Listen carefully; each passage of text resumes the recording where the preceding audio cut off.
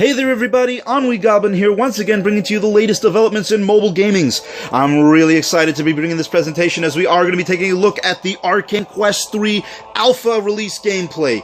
Wow, I'm really excited about this series. I've been playing the Arcane Quest games for a long time now. I've played all the renditions. I played the first one. My particular favorite was Arcane Quest 2, and then I even played Arcane Quest Adventures, which was a fantastic game in its own right.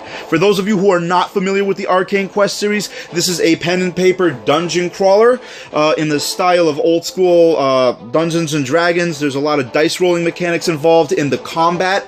We'll talk about the dice rolling in just a moment here. I want to just remind you that this is an alpha release, so it's not a complete version. I expect a lot of updates to be made. I expect some more content to be added before the final release is out. So I'll be talking about just my initial reactions, what I like about it, what I hope to see in the final release, and maybe just comparing it to maybe some of the previous renditions. From what I've seen though, wow, there is a lot of potential in this game, so I cannot wait for the final release to come out.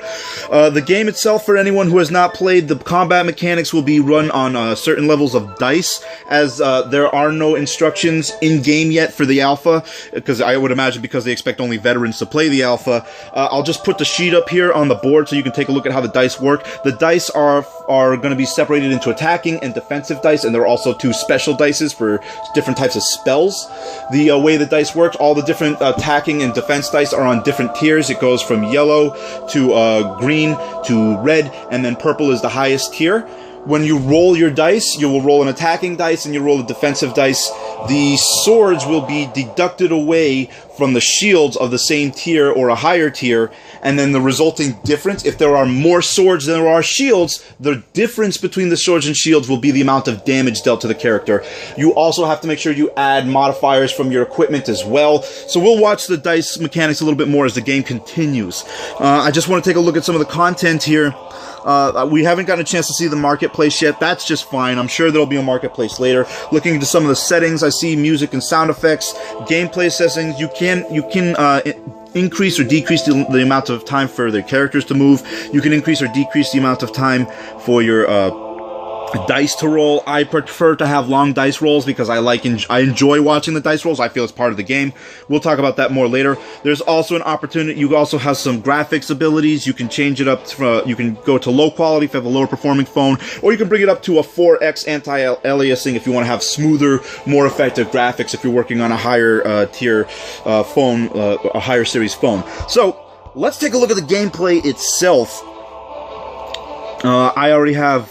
There's two available missions. There are two available dungeons right now on the alpha release. I played through the first one. The more exciting one I felt was the second one here from Haran. I just want to talk about the characters themselves and give you a chance before we go into the actual gameplay. You have a guild center, which is where you can level up and add equipment to your characters. I did a playthrough of the first dungeon and I got a couple of experience points just so I could show you some of the different options. I want to level up my characters with you right now. So these are the different characters that are available. There are 1, 2, 3, 4, 5, 6, 7, 8, 9, 10 available classes. They're all very different in their own right.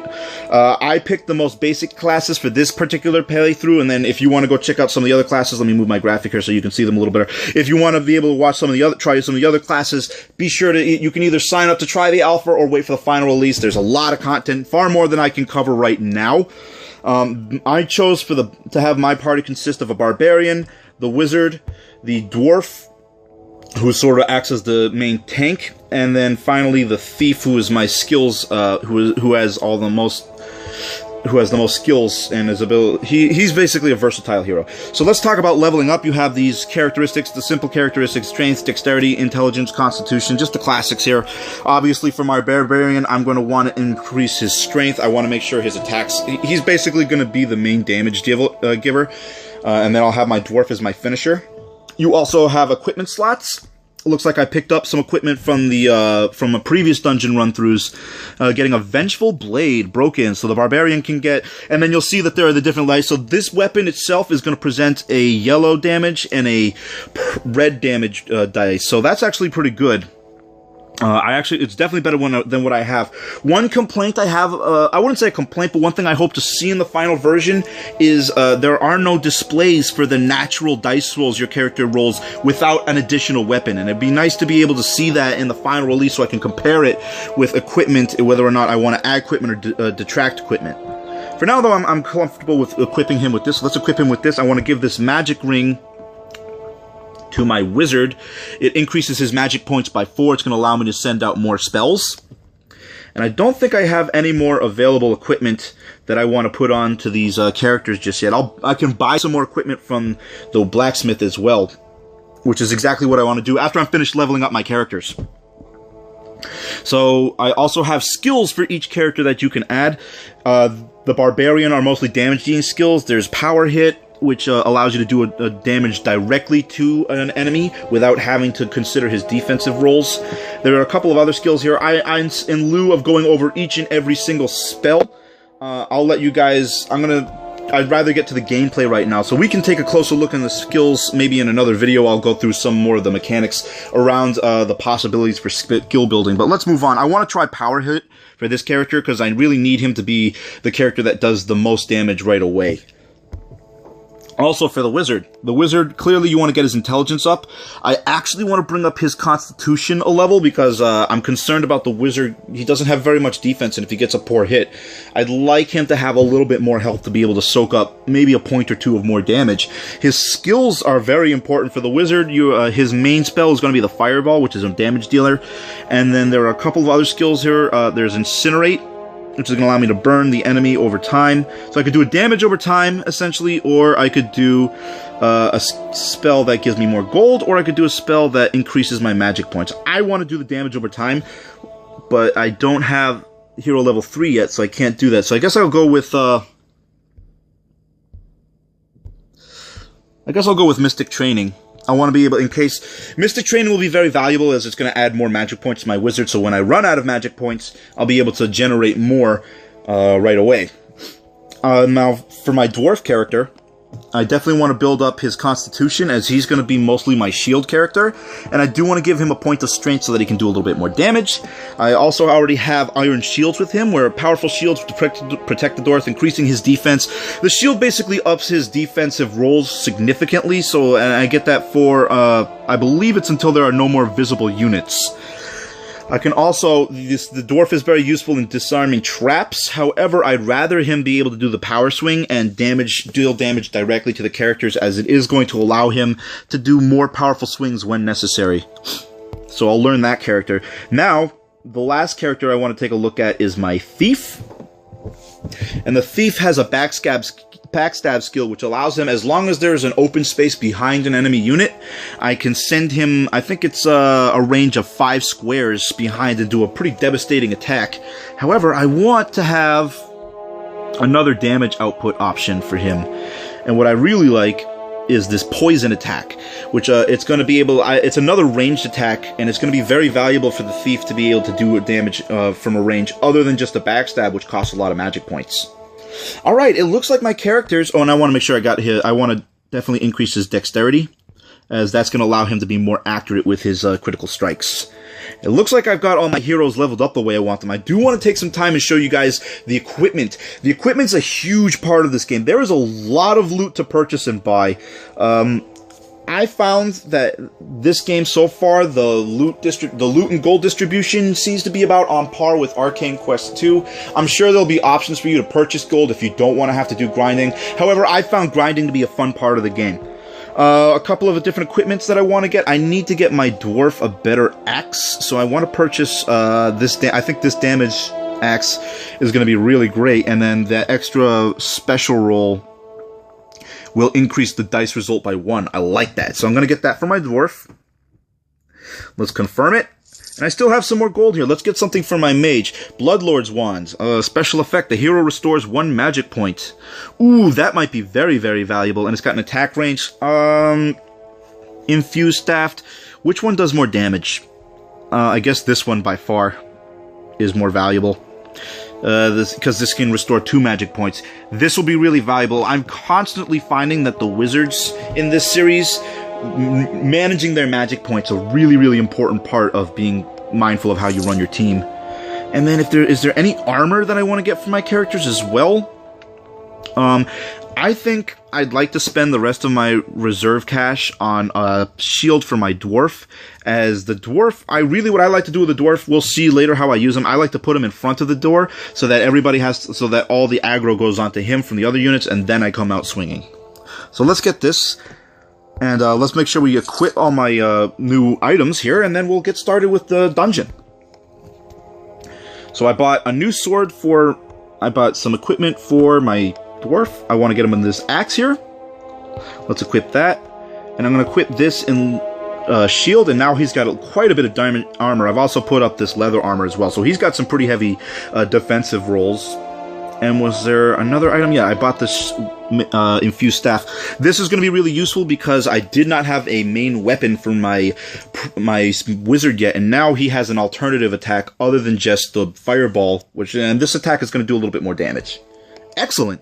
So let's get this underway. Let's play this. I'm going to play the second dungeon as I felt it was a little bit more involved, and I really enjoy the aesthetic of this game. The world map looks great. There is a multiplayer option available in the game, which it looks like the multiplayer, as I recall, in Alpha Quest, in all the Arcane Quest games, the multiplayer section was one of my favorite parts of it. It's really what took this game to the point of having great content to having unlimited, amazing content all the time.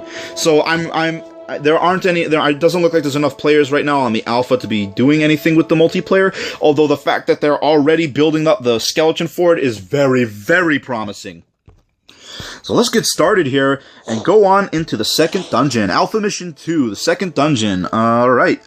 You'll also notice, one last thing I want to talk about, that they still have the rune system for upgrading, and the upgrades will play a very important role in giving you very, very powerful bonuses. I know there are also a lot of IAPs involved in the upgrade system, although it is possible for you to grind them out yourself if you're willing to be dedicated. This is a game that rewards dedication and cultivating your characters. So let's get this game underway.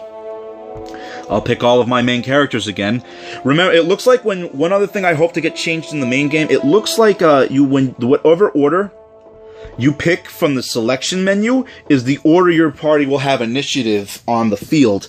So one thing, and it doesn't look like there's another way for me to change that in-game, so I'm hoping that they give me an option to change my party order inside the dungeon. I'm playing this on hardcore mode. In hardcore mode, that means that there are only 3 available saves per dungeon, and any character that dies in the dungeon has to wait until the end of the dungeon, before we finish the dungeon, before being revived. So let's go. Let's get it started. In this mission, you can try a different dungeon style. Yes, we can. Absolutely. And I love some of the aesthetics. You're going to see one thing I love about this game. It shows how much effort was put into these 3D graphics. Let's take a look here. I love the 3D approach to this game. Last game, there was only the 2 dimensions to work with, and I did like the aesthetics of the last game, but the aesthetics have definitely been taken to a whole nother level. There are so many different the textures, and I love the way the dungeons look in this game. The controls I also enjoy.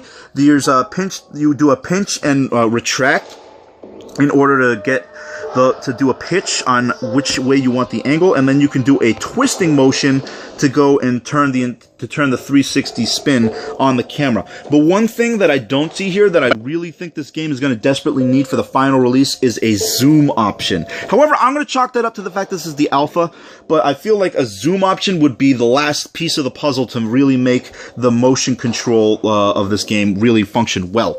So let's play the game. The search mechanics are the same here as they were in the previous games. Each character has the ability to do 1 search per round, and then, however, instead of like in previous editions where when you would search a room, you would just automatically get an item if there was one, the items appear on the ground after you find them. There are also all sorts of boxes and tables still here to find stuff. Minor life potion, consumable. Alright, so looks like, and you also have a lot more space for items. You'll see here on the inventory screen, there are 6 slots for items, and items actually look like they play a much larger role in this game than it did in the previous series. And I want my thief to go and pick up some gold. Looks like I'm going to pick up a little bit of gold here. Excellent. There's a lot of gold in lieu of items in some of these consumable spots. It looks like there are no traps available, so let's get our units moving up to the next room. and get the combat started. You don't want to walk into the room right away until you've got your party configured the way you want, or you're going to initiate the combat before you're prepared to do it. So I'm going to bring my wizard up behind. I'm going to keep my let's end the turn. There isn't really any penalty for ending your turn. One thing I'd love to see in the hardcore mode is maybe a little bit more of a penalty or a motivation to use fewer turns to gain onto the combat. But for now, it looks like it's just the way it was before, which is fine with me. I mean, there's really if all I have to complain about is it's too much like Arcane Quest 2, that's not much of a complaint. So let me get my dwarf up here in position. I want my dwarf and my barbarian taking the front, and then my wizard and my thief in behind as we move on into the combat. Let's get the combat initiated. I like to move forward with my dwarf first, as he has the most defensive amount. And we got some ghouls right away. Oh, skeleton warriors, excuse me. One thing I found about this game that I really like is that they introduce a much larger variety of units right away. There are so many more types of enemies initially I've seen than in the previous version. In Arcane Quest 2, you have to go through like the first 6 or 7 missions to see stuff other than just goblins, which is fine. There's a lot of content, but I like seeing a little bit more variation right away. The rolls in this game are a little bit fast. You do get a summary of all the of your roll plus your bonus, which I like. But I would like to see the rolls. I have them on their longest setting, and I think the rolls go by just a little quicker than I'd like to see. That's just me, though. That's just me being nitpicky. So let me try with the staff and see how good it is. I want to see how well this staff attacks. Okay, so I only got 1 damage against him. It looks like he got a nice shield roll. So let's move up this thief, and I want to use that. I want to try and see how well this poison arrow, but it looks like I'm out of range. I guess I have to wait until next turn to be able to use it. I guess it poisons my my weapon. So I'm going to bring him up here behind the wizard, because the thief tends to be the more vulnerable character. And then finally, do I have an attack with my dwarf? Do I have any attacks left? Nope, looks like I'm going to have to wait a turn. And now these goblins are going to try and take a strike at my wizard, but I have them boxed in nicely, so they're only going to be able to get 1 attack. And it looks like I got a really good defensive roll, too. Thank goodness, I don't want to have, like, I'm always running out of life on the wizard, and if now that I'm on hardcore, I could be in big trouble if that wizard goes down. And here's Skeleton Warrior, and this is where having that shield comes in, that purple dice, and the shield is going to make it really hard for any attacks to get through from these Skeleton Warriors. It's going to take bigger units or magic attacks to get through to that dwarf. And this barbarian, he does a lot of damage with this new, bam, 4 damage right away. He's my damage mule. I liked it. One last thing that I would like to mention about the combat that I would hope to see for the edition is an option. If you'll notice, the enemies, they have the camera follow them around as they're doing their auto attack. I would love to see that same auto follow from the camera on the attack from your heroes. Alright, there's 1 unit down here. Case in point.